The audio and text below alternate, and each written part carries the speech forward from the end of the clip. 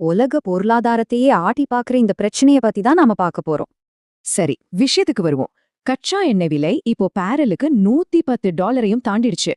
பல வருஷத்துல இல்லாத அளவுக்கு இது ஒரு பெரிய விலையேற்றம், அதுவும் ஒரே ராத்திரியில நடந்திருக்கு. அப்போ இந்த திடீர் பீதிக்கு காரணம் என்ன?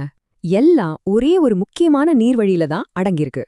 நாம பேசுறது ஹார்மோஸ் ஜலசந்தியை பத்தி தான். இது ஏன் இவ்ளோ முக்கியம்னு பார்க்கலாம். இது எவ்ளோ முக்கியம்னு பாருங்க. உலகத்தோட மொத்த எண்ணெய் வரத்துல 20% இது வழியாதான் போகுது. தன்னோட பகுதி மேல தாக்குதல் நடந்ததால ஈரான் இந்த முக்கியமான வர்த்தக வழியை மூடிட்டாங்க. இந்த பிரச்சனை திடீர்னு வரல, வெறும் 9 நாள்ல இது ரொம்ப வேகமா வளர்ந்திருக்கு. ஆனா இந்த முறை ரொம்பவே வித்தியாசமானது. ஒரு முக்கியமான கோடு தாண்டப்பட்டிருக்கு.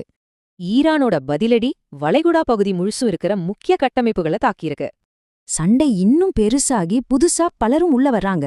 இதனால நிலைமை மோசமாகுது. இதோட உடனடி விளைவு என்ன தெரியுமா? 150க்கும் மேற்பட்ட கப்பல்கள் வளைகுடாவுக்கு வெளியே மாட்டிக்கிச்சு.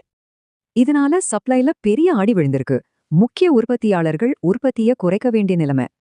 இதோட உலகளாவிய பாதிப்பு என்னன்னு பாப்போம். இது இந்தியா மாதிரி நாடுகளுக்கு ரொம்ப ஆபத்தானது. உதாரணத்துக்கு இந்தியாவை எடுத்துக்கிட்டா இன்னும் சில வாரங்கள்ல பெரிய எரிசக்தி பற்றாக்குறை வரலாம்.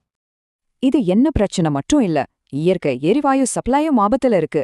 இது தென் கொரியாவையும் பாதிக்குது. ஆனா வாஷிங்டன் என்ன நினைக்குதுன்னா, ஒரு பெரிய இலக்குக்காக இந்த பொருளாதார கஷ்டம் தேவைதான்.